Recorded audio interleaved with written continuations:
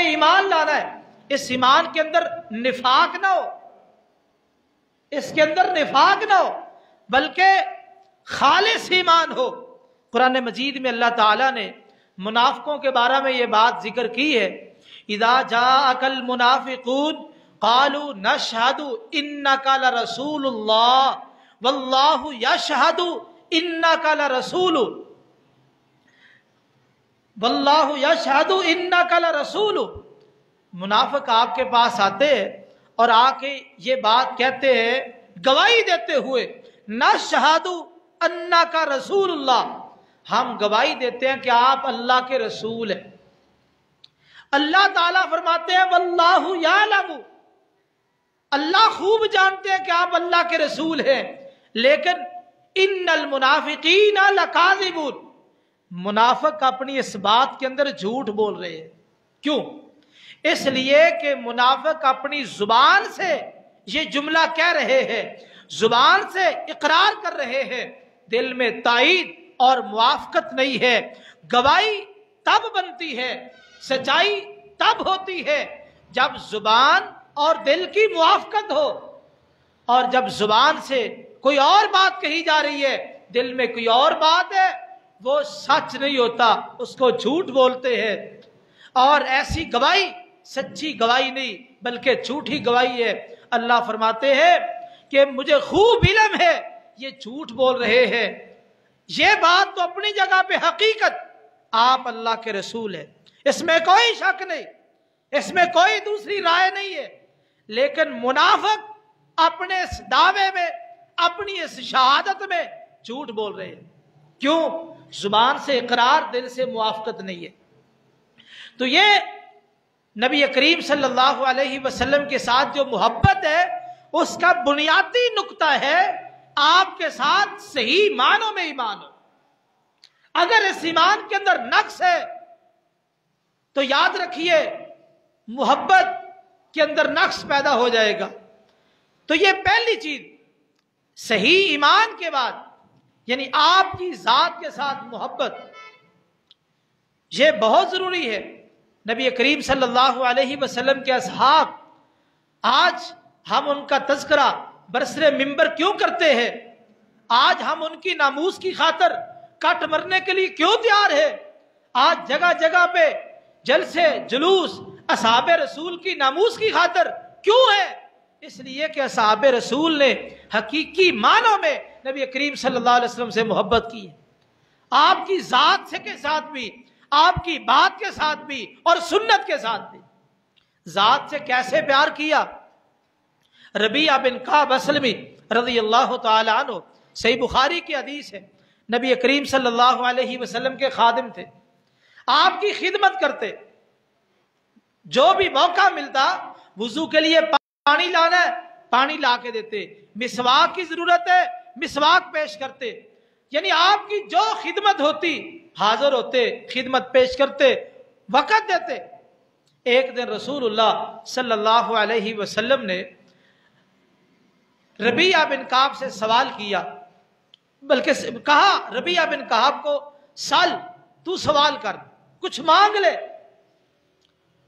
ربیعہ بن کعب کہتے ہیں اللہ کے رسول، اسألک مرافقتک فی الجنہ، اگر آپ نے یہ مجھے کہا ہے کہ مانگ لے تو میں آپ سے یہ سوال کرتا ہوں مرافقتک فی الجنہ، اگر آپ نے کوئی عنایت کرنی ہے تو میں آپ سے یہی چاہتا ہوں کہ آپ میرے لیے دعا فرما دے، اللہ جنت کے اندر بھی آپ کا پڑوس اور آپ کا ساتھ نصیب فرما دے۔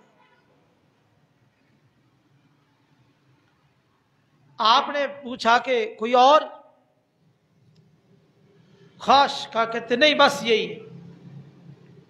فرمایا کوئی اور چیز نہیں؟ اللہ کے رسول یہی ہے، جس طرح دنیا میں آپ کی خدمت کر رہا ہوں اسی طرح چاہتا ہوں قیامت والے دن جنت میں بھی آپ کے ساتھ رہو، آپ کا خادم بن کے رہو۔ آپ نے فرمایا فَعِنِّي عَلَيَّ بِكَثْرَةِ السُّجُودِ، اگر تیری خواہش یہی ہے تو میری ایک مدد کر۔ مدد کس بات میں؟ کہ تو کثرت کے ساتھ نمازیں پڑھ، کثرت کے ساتھ، یعنی فرائض کے علاوہ نوافل کا اہتمام کر، کیونکہ سجدہ یہ نماز کا حصہ، ایک رکن ہے۔ تو عربی کے اندر یہ اصول ہے، بس اوقات کل بول کے جز مراد لیتے ہیں، جز بول کے کل مراد لیتے ہیں۔ جس طرح قرآن مجید میں آتا ہے وَأَقِیمُوا الصَّلَاةَ وَآتُوا الزَّکَاةَ وَارْکَعُوا مَعَ الرَّاکِعِینَ، نماز قائم کرو، زکوٰۃ ادا کرو، اور آگے اصل معنی ہے رکوع کرنے والوں کے ساتھ رکوع کرو، لیکن یہاں یہ معنی مراد نہیں، اس کا یہاں معنی مراد ہے نماز پڑھنے والوں کے ساتھ نماز پڑھو، باجماعت نماز پڑھو۔ یہاں رکوع بول کے پوری نماز مراد ہے، اس حدیث میں سجدہ بول کے پوری نماز۔ تو کثرت کے ساتھ نماز پڑھ تو اللہ تعالیٰ تیری خواہش پوری کر دے گا۔ میرے بھائیوں، آپ دیکھیے کہ اصحاب رسول کے دلوں میں نبی کریم صلی اللہ علیہ وسلم کی ذات کا کتنا پیار تھا۔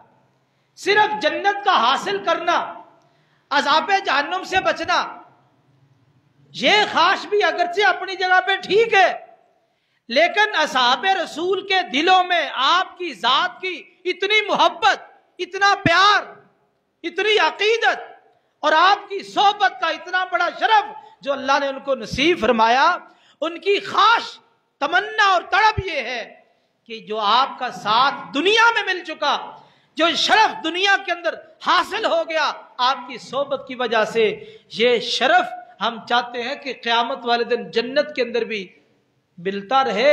آپ کا ساتھ، آپ کی صحبت، آپ کا پڑوس ہمیں چاہیے تاکہ جنت میں بھی آپ کا دیدار ہی ہوتا رہے۔ کتنا ذات سے پیار، آپ کے فرامین پر بھی عمل کر رہے، احادیث پر بھی عمل کر رہے، سنتوں پہ بھی عمل کر رہے، لیکن ایک اضافی محبت آپ کی ذات کے ساتھ، اللہ کے رسول، کہ آپ میرے لیے اگر اللہ سے مانگنا ہے تو جنت کے اندر میرا اپنا پڑوس مانگو، اللہ مجھے آپ کا پڑوسی بنا لے۔ حافظ ابن کثیر رحمہ اللہ نے ایک اور صحابی کا واقعہ نقل کیا ہے، نبی کریم صلی اللہ علیہ وسلم کے پاس ہے، کہتے اللہ کے رسول مجھے آپ سے بڑی محبت ہے، مجھے آپ سے بڑا پیار ہے، آپ کے پاس بیٹھتے ہیں دل باغ باغ ہو جاتا ہے، دل و دماغ روشن رہتا ہے، لیکن ضرورت کی بنا پہ گھر بھی جانا پڑتا ہے۔ جب گھر میں جاتے ہیں، بیوی بچوں میں کام کاج میں مشغول ہو جاتے، دوبارہ آپ کی یاد آتی ہے، بیوی بچوں کو چھوڑ کے، کام کاج کو چھوڑ کے آ کے آپ کی زیارت کر لیتا ہوں۔ میں بیٹھا بیٹھا ایک بات سوچ رہا تھا۔ کیا سوچا تو نے؟ کہتا جی میں سوچ یہ رہا تھا کہ دنیا عارضی ہے، ختم ہونے والی ہے،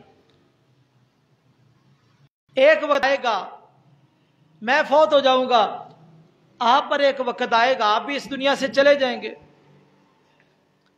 میں نے یہ بات سوچی کہ آپ تو جنت میں انبیاء کے ساتھ ہوں گے، جو انبیاء ہیں آپ ان کے ساتھ ہی ہوں گے، اور میں اگر جنت میں چلا گیا تو مجھے یوں محسوس ہوتا ہے کہ میں جنت میں آپ کو دیکھ نہیں سکوں گا۔ یعنی اس صحابی کی خواہش کس قدر رسول اللہ صلی اللہ علیہ وسلم کی ذات کے ساتھ محبت ہے، میں آپ کو جنت میں دیکھ نہیں سکوں گا، یہ میں سوچ رہا ہوں کیا بنے گا۔